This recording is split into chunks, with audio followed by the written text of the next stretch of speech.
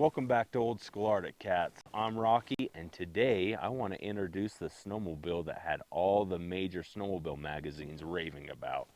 They put it on the front cover, they did tests on these snowmobiles, and it was all because of its industry-changing A-arm front suspension.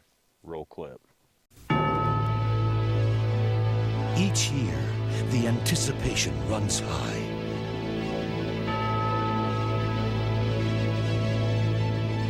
But this year, there's truly something special in the wind.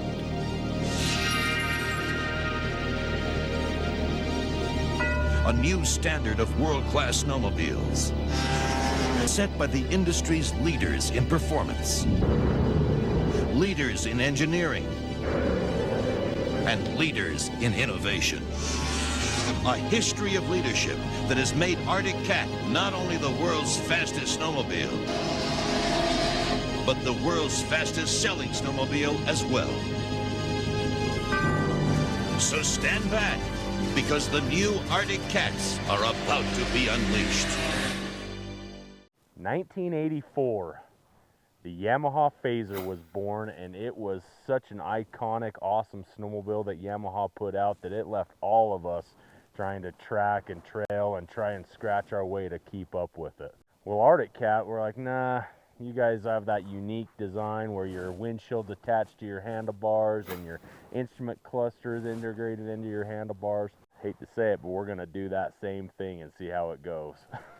In 1990, Arctic Cat had their big sled. It was their 650 twin in the Wildcat. Arctic Cat, it was a little bit sluggish of a chassis though. It didn't have the best suspension, it didn't have the best traction, it had a kind of an older look to it. Until 1990 when Arctic Cat came out with the Arctic Cat Prowler.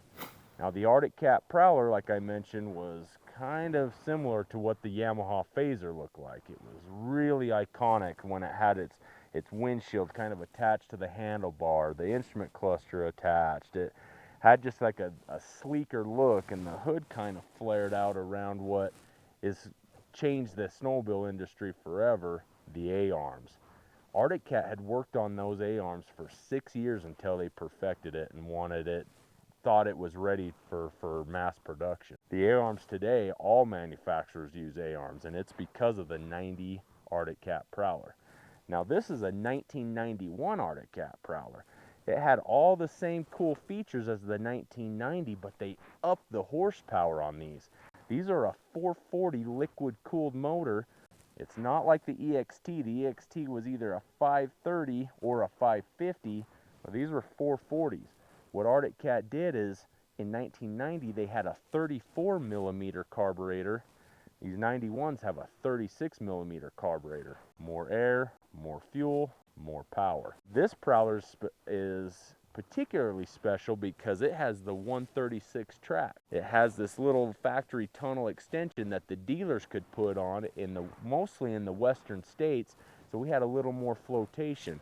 This was the Mountain Cat version of the Prowler. In the early 1990s, Arctic Cat was really wanting to integrate their lime green color that we always see today. It was turning more from the pinks and the purples and stuff like they had on the Panthers and different things, and they wanted to really highlight the more racy green, the more racy purple, and really highlighted their color schemes back in the early 90s. So in 1989, Arctic Cat made almost 200 pre-production snowmobiles of the 1990 Prowler. Arctic Cat took their select dealers to Mexico and had a conference to discuss little changes or any kind of critiques they wanted to make before they rolled main production in 1990. So this is actually my first experience with the Arctic Cat Prowler. I'm going to keep riding it down these trails and see how it handles.